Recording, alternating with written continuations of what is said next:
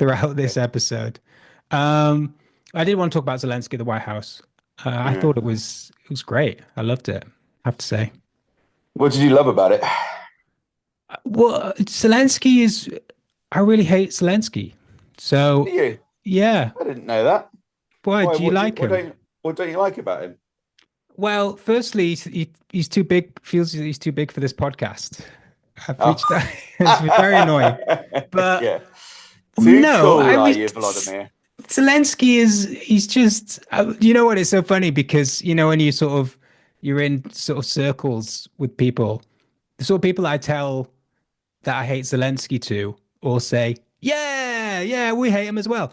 You're the first person to push back. And now actually got to justify my What position. circles are you in? Hang on. I thought that Zelensky was a national hero in Ukraine. I thought he had almost Well, I'm not in universal Ukrainian support. circles. I know, I My, know, but I thought you were. I thought that Zelensky had almost universal praise throughout British society. Every single person in the House of Commons, from what I could see last week, was saying how wonderful he is. Who? What kind of circles are you moving in? Is well, this all the? it Is this all may the Corbyn surprise types? you to learn, but the House of Commons isn't as representative as it might first appear. There is Yeah. actually a plurality of opinion in this country on all sorts. Certainly, Zelensky. I mean, um, I think it's definitely the case that he's more liked than unliked in the UK. But I think Yeah. that a year or two ago, that was much more the case than it is now. Mm, mm.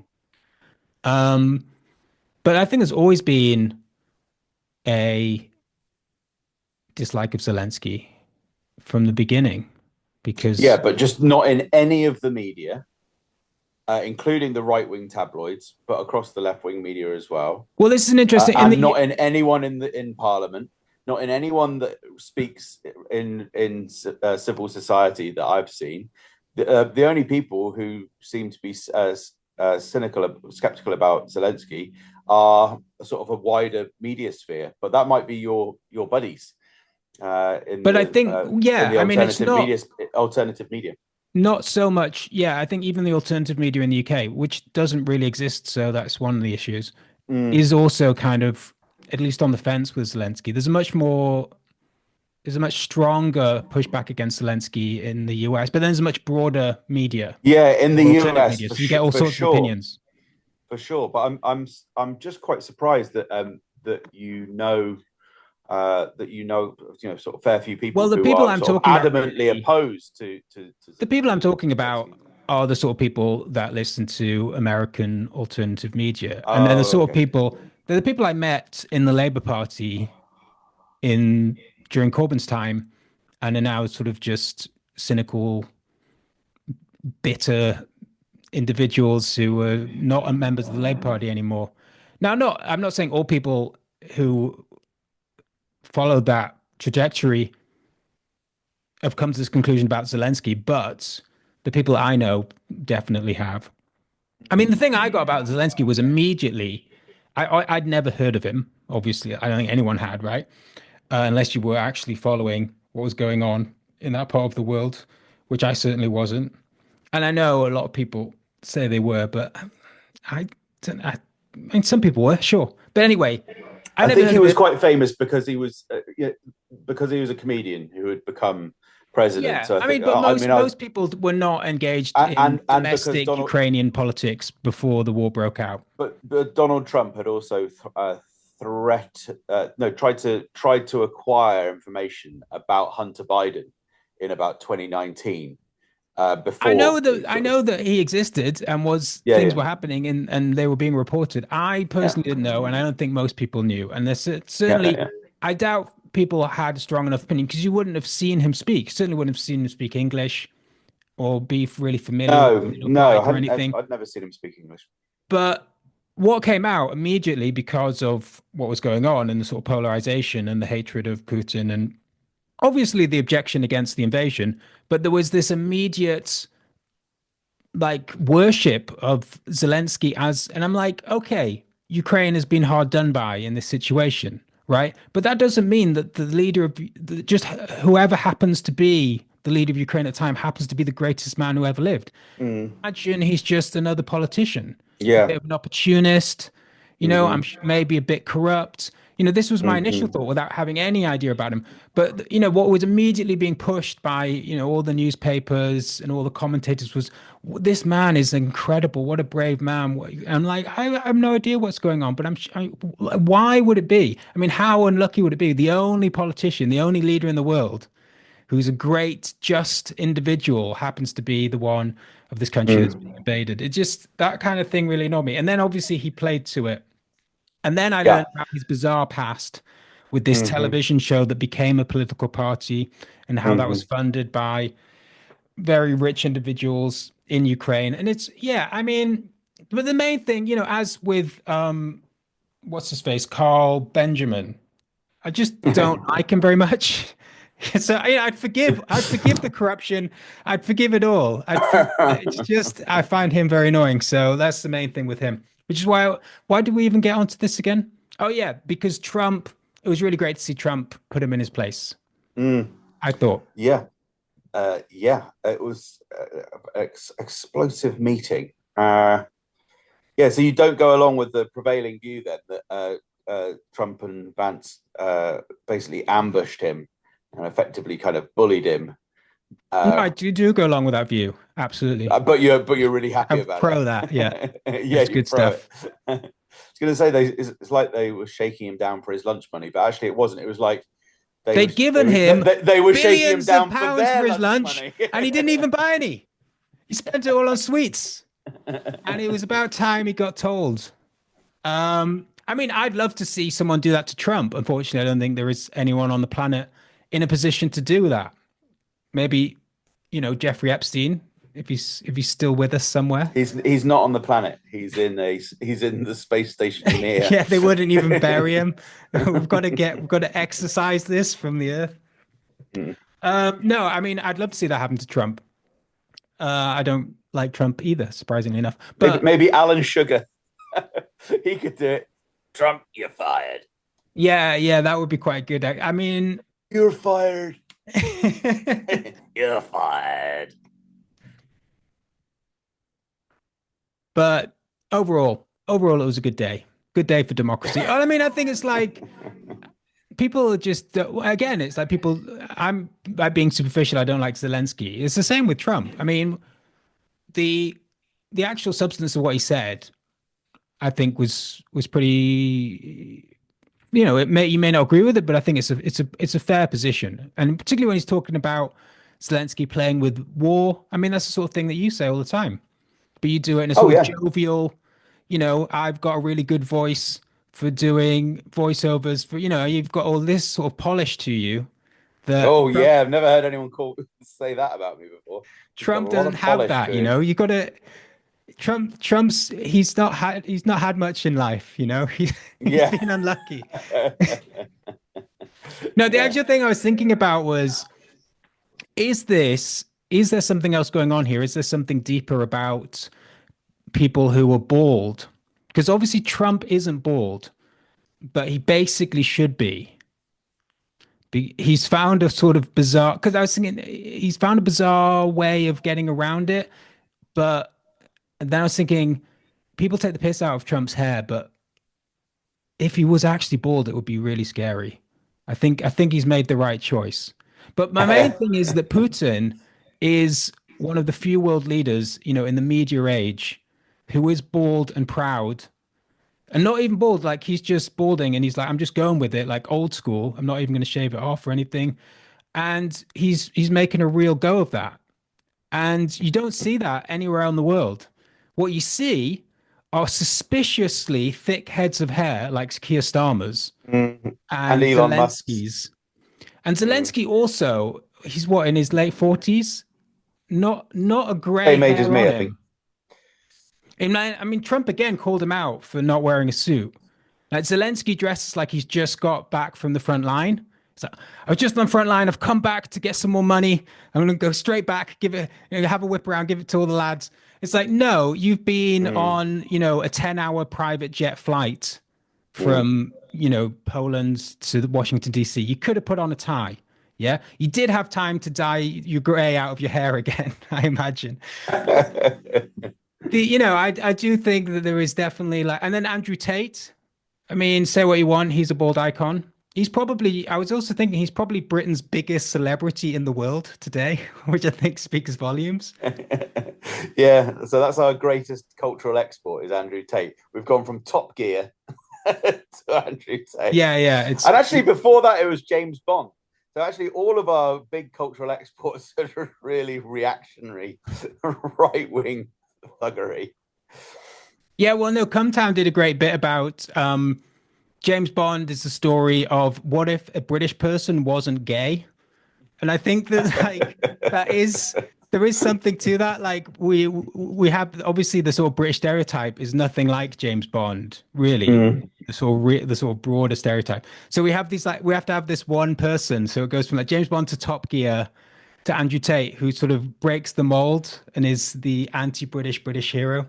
To be fair, Andrew Tate would make a spectacular James Bond, although he would have to he'd have to dub his voice because of the Bristolian twang that you were referring to last No, I week. think be fine. There's a tradition of that. I mean, Sean Connery's voice is fairly ridiculous Yeah, for yeah. someone who's trying to stay below the radar.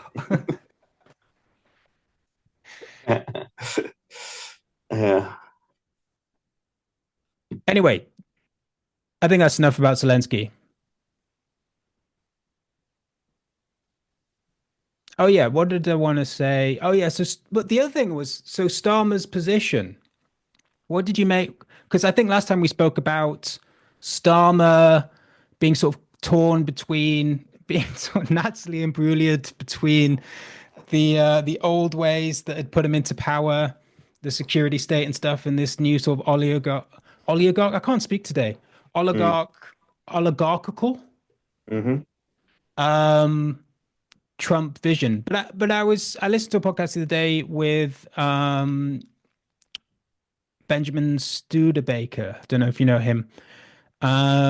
He's an American academic, and he was saying that what the Europeans are doing is basically completely following exactly what Trump has said to happen, but pretending that they're like screaming along the way, so it looks as if they're protesting and doing it. Because it's like the US. So Trump's initial position, going way back even to before the war, when he was first in term, was that Europe needs to pay more of their own defense for NATO, and that the US Hmm. shouldn't be so involved in things. Obviously, now it's like, well, we've got to get out of Ukraine specifically, and Europe needs to deal with that mess. And then the European response has been, this is really outrageous. We need to, in order to confront this problem Mm. that Trump has given us, we're going to spend more on defense and sort out Ukraine. And it's like, yeah, you're just because I mean they don't really have any choice, but for some reason they want to project this idea that they are not going along with Trump's plan for some reason. The other thing I think Mm. about that is the timing of it is crucial because the idea about prolonging the war in Ukraine, the only way to prolong it, it seems to me, is by having some kind of other troops go in because Ukraine's forces have been depleted. So if Trump hadn't made his intervention, there would have either Ukraine would have probably have folded within a year or so anyway. I mean, this it's so funny. It depends on what reports you listen to, right? If you go on the Times Mm. radio podcast, I was on their YouTube channel the other day, and all of the thumbnails, like there's videos about what's going on in the UK or whatever, but like every third or fourth video was just a picture of Putin looking sad. It was Yeah. like Putin's another blunder, Russia on the back foot. It's all of that. And then you listen to stuff that I tend to listen to, and it's all like, Ukraine have got days left. Mm. Yeah. Kiev's going to Mm. fall any minute, and I get, okay, it's obviously not either of those. But Mm. Mm. I Yeah, do think because both that, sides have been saying the same thing. But I mean, yeah, uh, the idea that Kiev's going to fall. The front line has been crumbling, from what I can see on that side of the algorithm, for about 18 months.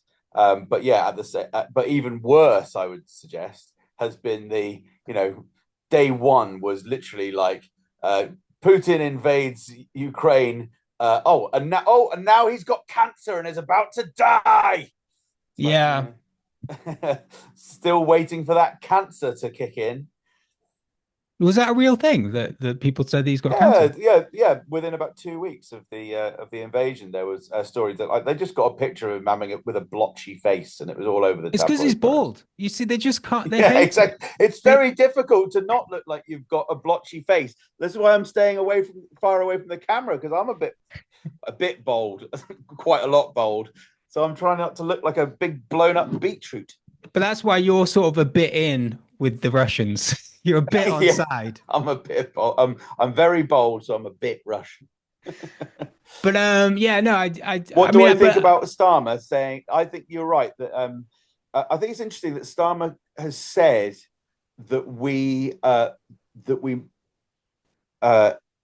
can't go in without the United States. We can't put in peacekeepers without the United States. And so, effectively, what he's saying there, because the United States is saying, yeah, we're definitely not providing a backstop, we're not providing security guarantees. He's Starmer is actually saying, at least till now, at least until this point, we're not going to put in peacekeeping forces because he said we can't do it without the United States. So it's all rhetoric at the moment. But it would be interesting it would be interesting and also very bad if they talk themselves into having to actually have a policy. Because if they talk themselves into actually having to put boots on the ground, then I think there's a very good chance that the Russians will kill them. And then the Americans will say, we told you. And then we might have a sort of series of skirmishes and a kind of improvised Article 5, but only in Europe, fighting against the Russians in the coming months, which would be an absolutely ridiculous scenario to get into. Let's hope that no one's that daft. But that's kind of what the rhetoric is pointing to. But at the moment, Starmer's got the out, which is we won't be putting those in unless the US is there. But they're kind of building. They want to puff themselves up, don't they? Europeans are absolute nightmare. They all think that they're all these great Democrats, but actually they're just fantasists, really. I mean, something's got to happen. He's got an out in that sense that he's not obliged to do anything right now, but something will have to be done if the US are not supplying weapons anymore. Mm. Like either the Russians just march through and take the whole of Ukraine, or there is some kind of response by Europe. Well, the answer to that could well be that the Trump administration has already handled that in theory because they are talking about this mining deal, which is to send in contractors to extract minerals from Ukraine. That is their kind of soft deterrence. It's their sort of saying, well, look, we've got people in there, so Well, that's the Russia thing. really don't. There And is what an American Britain backstop. If you attack American companies, American people working in a country, then you're attacking, you're attacking America, American citizens. There will be an American response. So if you have Americans on the ground, civilians, it's the same exactly. thing. To me that doesn't sound like a bad idea because the Americans are basically saying, yeah, look, we will respond, but because we've got people there, thousands of people, but at the same time, we're not going to call that security guarantee. Don't you dare kill a single, that's called diplomacy, and that's a good idea. Probably, I mean, this is just spitballing, really, but I imagine that once those civilian Americans go into Ukraine as part of an economic package, the British will pop along with a couple of little flags and say, yes, we're part of this too. I'm And so sure. there'll be a Frenchman at the end as well with with whatever. And Onions. yeah, with onions. That's what I was trying to think of.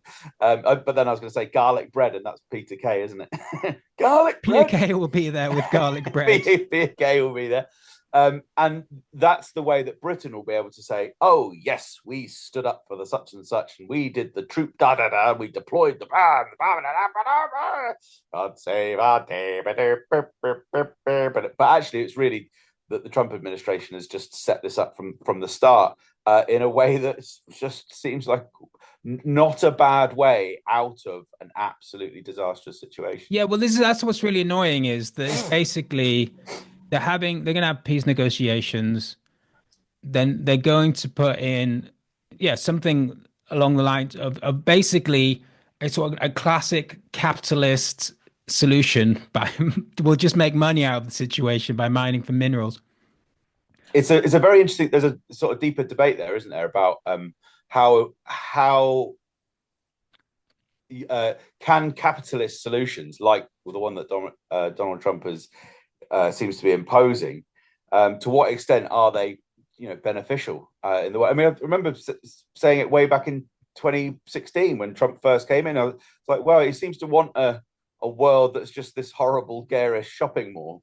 But at least that's better than like a world of dust and tanks and burnt out buildings and what is to what extent is it kind of okay, acceptable, stable?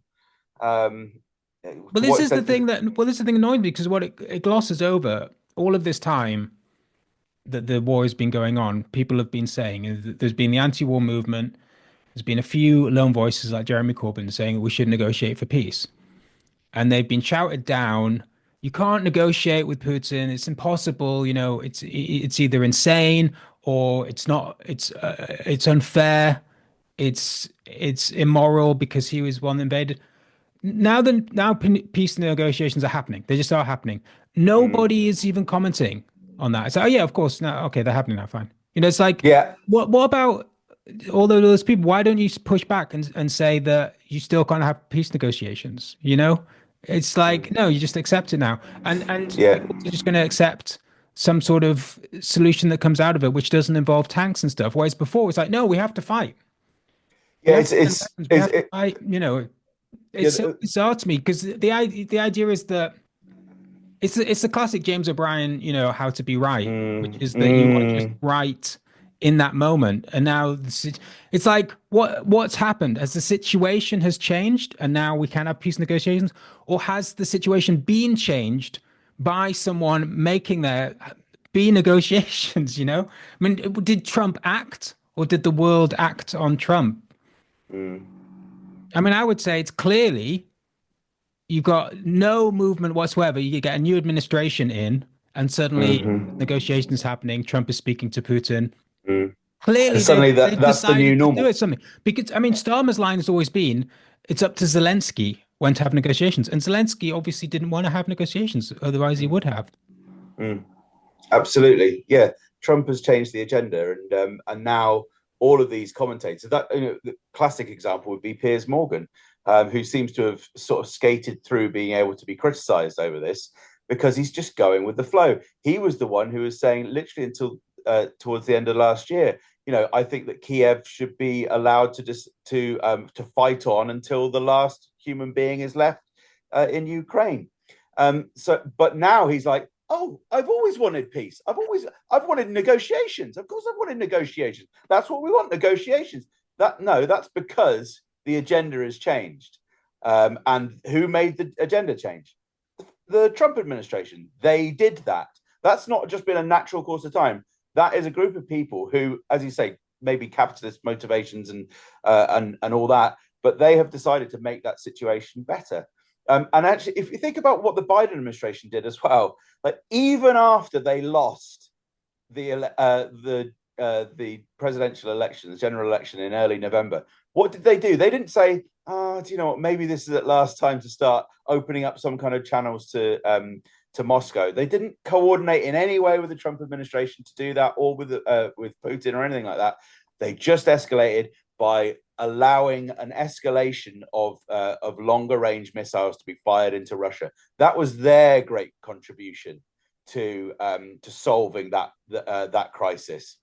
I think this is with Trump on every level. Like Trump is just this challenge where he's pretty shit, but he's better than like the This farce is what it that we've it sort of created over the last what sort it of 20 highlights years. to what exactly that's exactly what it highlights to me is yes that this is capitalist solutions, really rough, call it vulgar or whatever you want to call it, but the fact that he is doing some good things highlights how absolutely desperately atrocious the Yeah, I mean, American I would empire not, has been for the last few decades. I wouldn't go as far as to say good things. I mean, you can't, that is obviously part of it, but I think there's too much focus on praising Trump and and Not enough focus on highlighting how awful it's been. how awful Zelensky is. Should keep the focus on that. No, I mean,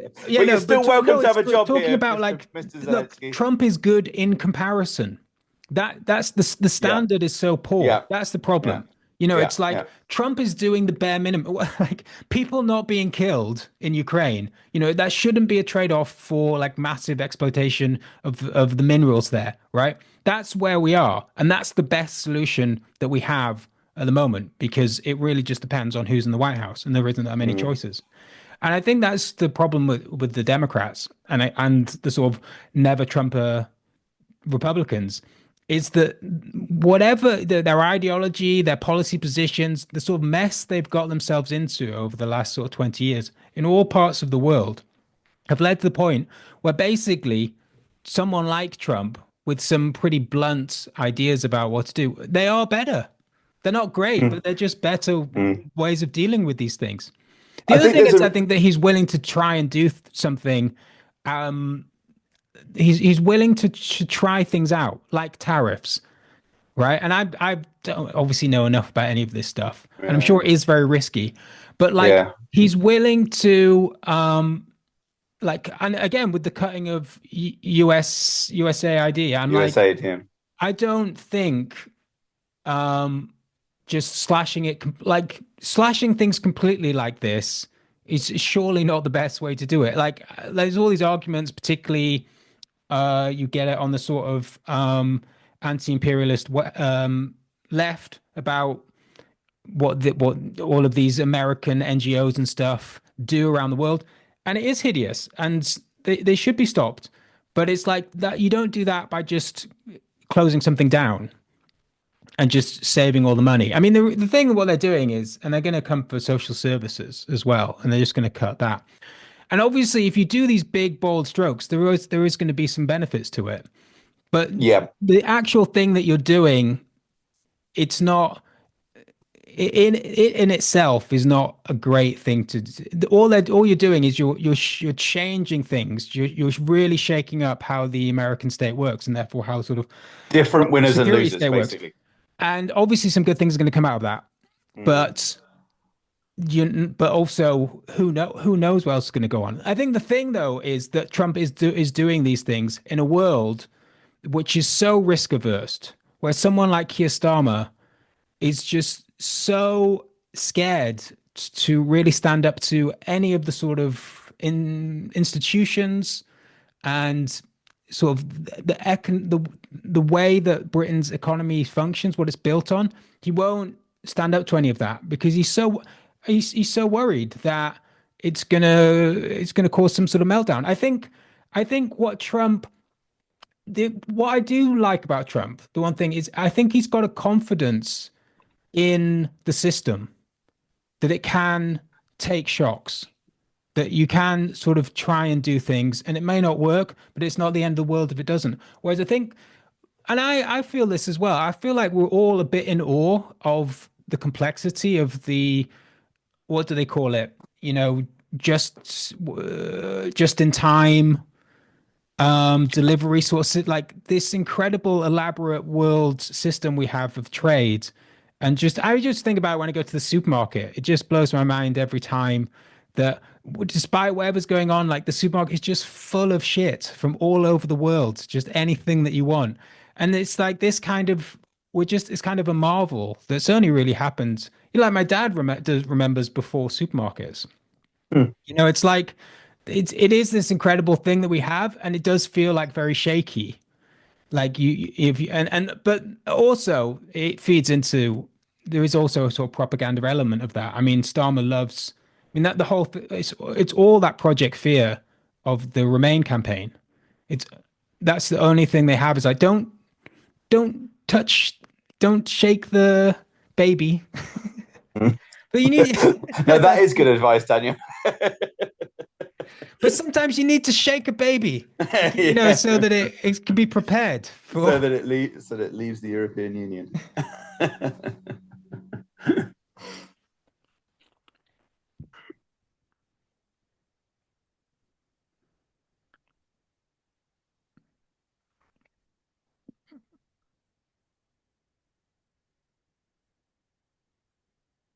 Um,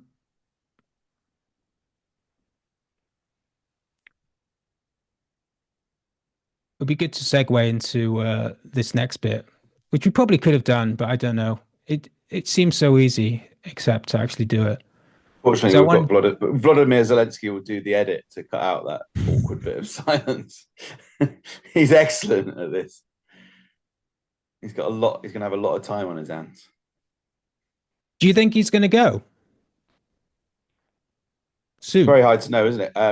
I'd have thought so. I mean, he just politically, if you say, which he did a week ago, he said, "Look, for the cause of peace, I will step down." I mean, if you say that in politics, you've kind of opened yourself up to go. But obviously, it's very different in a war, as a war president. But yeah, I think his days are probably numbered. I mean, there's obviously the risk that he'll get murdered, but haven't seen any sort There's of always a risk. there is a risk, isn't there, because of the sort of Nazi types, or are they called far right in the in Ukraine? Are you They're allowed to called call them centrists in Ukraine. allowed to call them far right?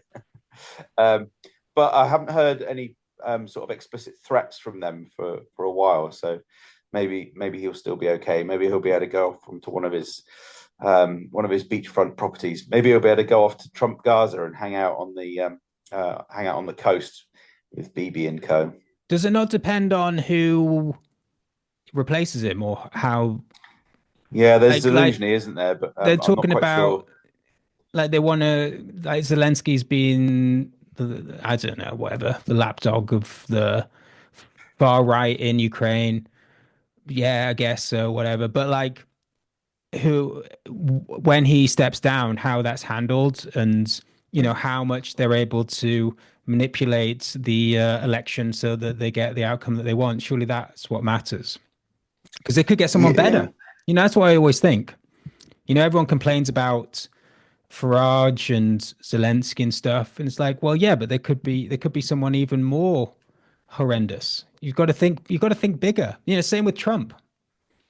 Wait till JD Vance is president.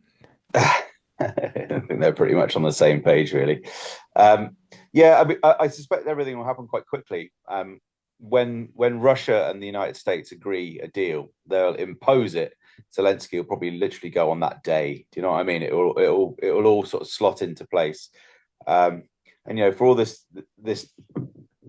talk early on in the conflict about we shouldn't be talking about the sort of this in imperial terms. That is exactly what the reality is. It's the United States and Russia who are primarily determining what's happening in this war.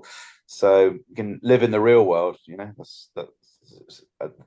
That's what's happening. That's what's been happening over the last few weeks. Is that Europe is desperately flailing as it tries to escape, as it tries to retain its fantasy.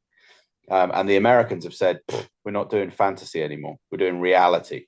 And in fact, that's what they said literally as they came in, not just specifically about Ukraine, but that's as we discussed briefly on this podcast last week. They talked about this is a multipolar world. It's great that they've said that because to acknowledge that America is no longer the in charge of the unipolar world is really good because it means they're living in reality. And that means you don't do stupid things like massive humanitarian interventions that can never do any good. Yeah, but reality is what you make it. You just make reality in your head. And I think the Democrats, they wanted to have a different reality. And I'm not saying that they couldn't have had it. That was fine for them. It wasn't fine for the millions of people who suffered the consequences of their fantasies. But who's going to suffer the consequences of Trump's fantasies is the UK because Hmm.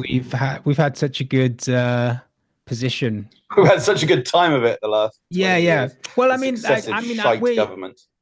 I mean, at least, well, it's funny because kind of similar to what you're saying about Trump's position on there being sort of multipolar world, is there's also sort of an admittance now in the UK that we are too much of a proxy state of the US, of this administration.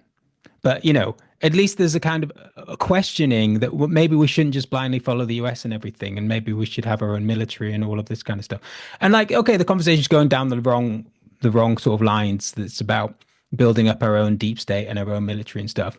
But at least it's kind of an understanding that something that's just annoyed me all the time is just how much, it doesn't really even matter what Britain, who you vote for, what Britain's foreign policy is, what you're pushing for, or protesting for. Like it's so dependent on what the US's position is for so many reasons because of how baked into Britain's military, like the actual hardware of it. Never mind the the software, the tech side, and then obviously the security state and Five Eyes and all of this stuff is like it's all and NATO, it's all US dominated. And then and the sort of people that are really and this is interesting as well because actually I was going to say the sort of people who are generally very patriotic in this sort of very single-minded idea about like I don't understand patriotism in the way that it's like Britain's great and we're British and we have a great history and we should be very proud of that.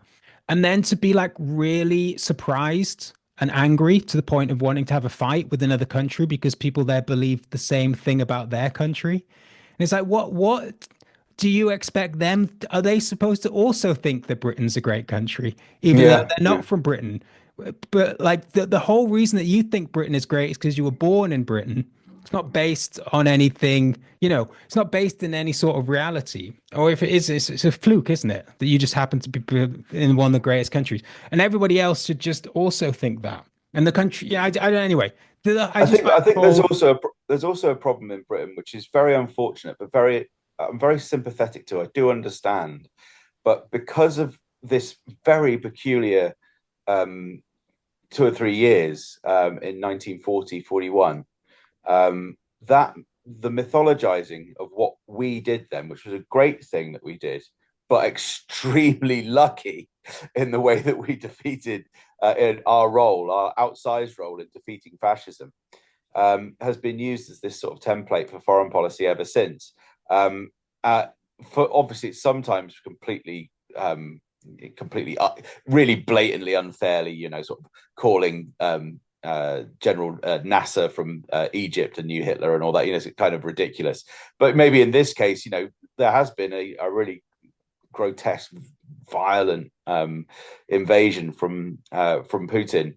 But at the same time, for Britain to always harken back to this point of 1940, 41 as being like the template for every time there's a war of any kind or a threat of any kind, the thing we need to do is even though it looks extremely likely that we're going to lose, we've got to go and fight until everyone's dead. And that's our attitude. And we'll have a goddamn pint of wine on the way and cigars. Do you know what I mean? It's just mad. Like there's a cultural thing there that we use that as a template for everything. It's like we were really, really lucky with what happened yeah, I mean, and it's totally in deliberate. the Like, early in the Second World War. Of course, it's massively constructed. I almost say that with it almost goes without saying, but I do understand the kind of the man on the street with who's not that bothered about history or politics, who's like, well, got to fight against the thing like we did back then. But it's like, well, yeah, but you can't map on that experience to every single conflict because it's just going to result in loads of people being annihilated and us losing. It was a very, very, we had a lot of things going for us, a great deal of luck as well in the early 1940s. You can't just keep living like that. It's like winning one lucky pub fight and then just continually going down the Frog and Duck every night and being like, hey, I may as well get my broken pint out and starting stabbing everyone up. It's not going to end well. but there's two things there. I mean, I think one is the issue with that simplistic narrative.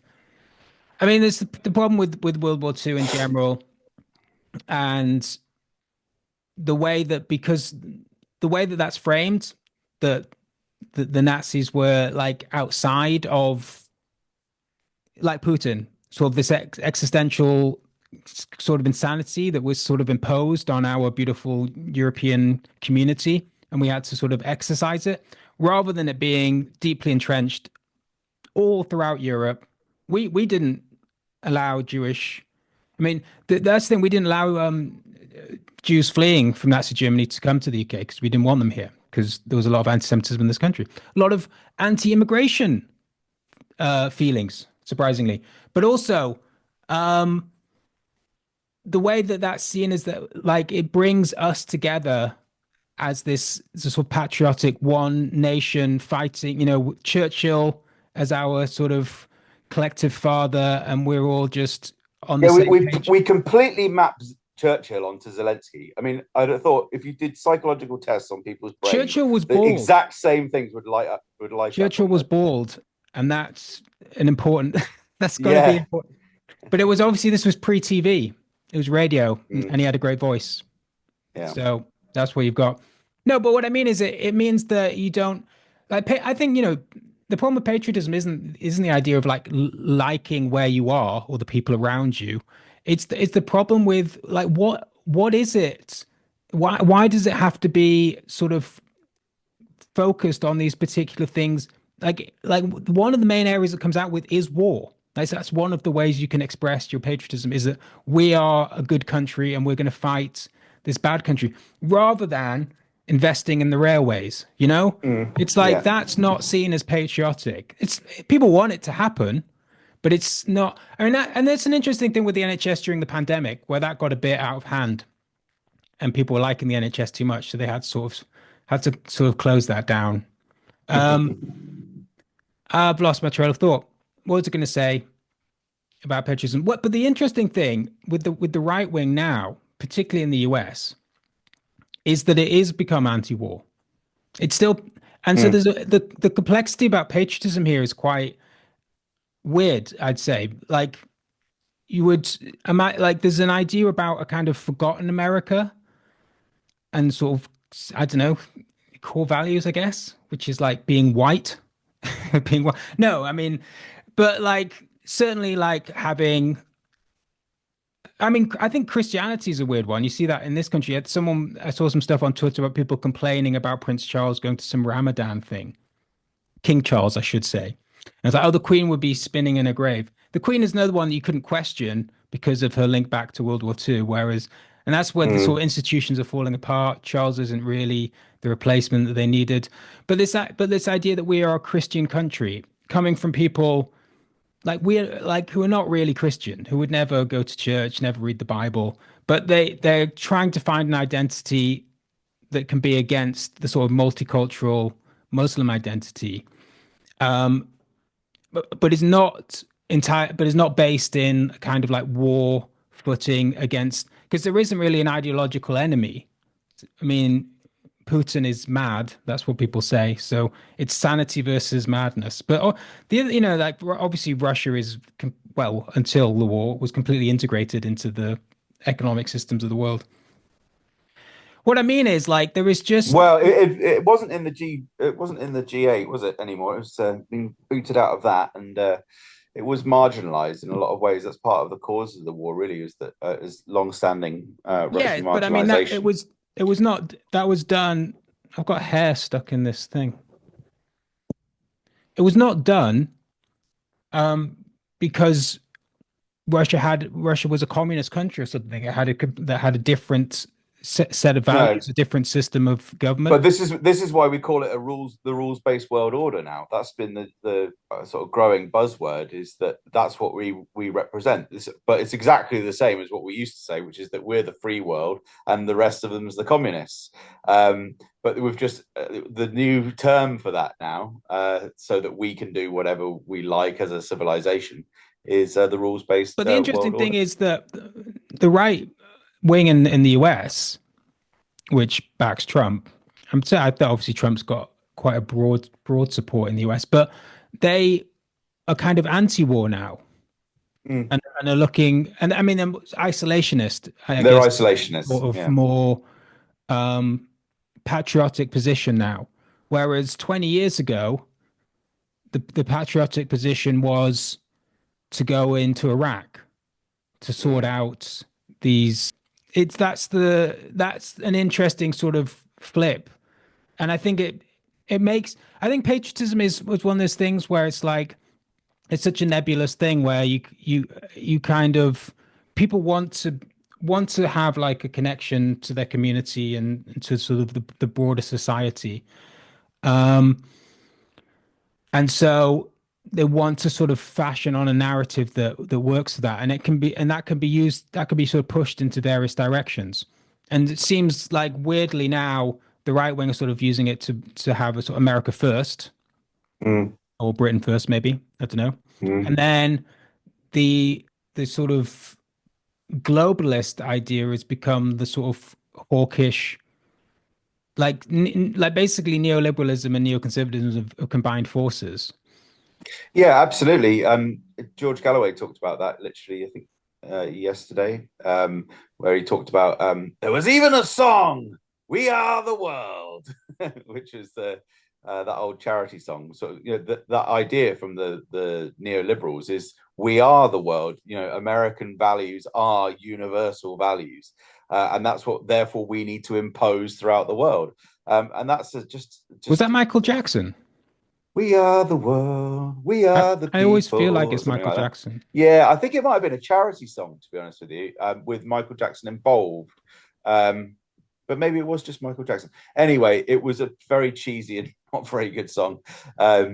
Sorry, MJ. Um, but that's the liberal world order. That requires humanitarian intervention and all of that comes with it. And Yeah, then but there's that's this just the isolationist strain. narrative. That intervention isn't actually because we are the world and we have these values. It's No, about but it's the arrogance of it, isn't it? yeah, That it's a justification for it. It's the yeah. political ideology that you can sort of build up a base of support around these ideas. But it's I think not really why people are going into Iraq. one of the interesting things will be, and I think perhaps we know the answer already, which is that Donald Trump really is this sort of kind of uh, capitalist sort of monster. But I wonder if when he is talking about, say, the mining rights in Ukraine, to what to what extent is that what he wants, and to what and like he's really thinking primarily about the money, really, and trying to rip off another country. Is that kind of his main aim, and sort of peace is sort of like the kind of byproduct of that, or is it the other way around? That he kind of knows that doing these mineral deals will take decades for any of the money to come out. It's all a little bit of a red herring, and it's just a bit of red meat, really, to throw to his base to say, "Hey, don't worry about it. We're going to get $500 billion out of this. It's all going to be fine." But he knows, really, no, we're not really doing it for that, because the money's we're not going to get really any money out of that. We're really doing it for geopolitical Okay, reasons. so And it's better. well, I'd say the same thing to you about Gaza. Yes. Well, and so Trump Gaza, that video that he shared, I know he didn't make it, so it's not exactly his vision, but it's very interesting. That vision of Gaza in the future. I mean, there are so many question marks there. So, for instance, I are the like people he just like he comes like excitedly into like your office. He's like, I've got a video to show you, and then you're just like very politely, "That's really great, Donald. There's few a few questions I question have? marks. Yeah. It's good. It's a good start." I mean, so is that vision of, I mean, the people who made that presumably didn't have this vision, because they literally have got Netanyahu there, I think, eating an ice cream with Donald Trump on the So coast. it was So, initially it was supposed to be a parody. oh, right, okay, No, I'm yeah, asking. That was I tried to do a little inflection at the end to make it a question. um, But I, it like I'm it's so ludicrous. I mean, even if it wasn't a parody, it could have been posted as a parody by some anti-Trumpers, right? I mean, yeah, it's almost or indistinguishable. it's And also this is another thing with Trump, where it doesn't matter if it's parody or not. exactly, and this is called flooding the zone. This is the media strategy of what Trump has got from Putin, which is to throw out a bunch of crackers stories so that everyone's confused, everyone's arguing with each other, and then you can just move in and just do whatever the actual policy is that you intended in the first place. So the media is just used as chaff. So there's that huge question, and we may not know until historians pick over it, the extent to which Donald Trump is someone who at least perhaps wants kind of stability and doesn't isn't a kind of rapacious evil whatever, or is he actually just a kind of thick capitalist who just wants to extract minerals? I'm a little bit more inclined towards that first one, because I do sort of think that he's perhaps got a bit of a vision. He's an old guy. He's had one term in office already. I don't suppose it just seems counterintuitive to me to think that you get to 78 years old, and you're like, I know what I really want my legacy to be, having ripped off some minerals in Ukraine.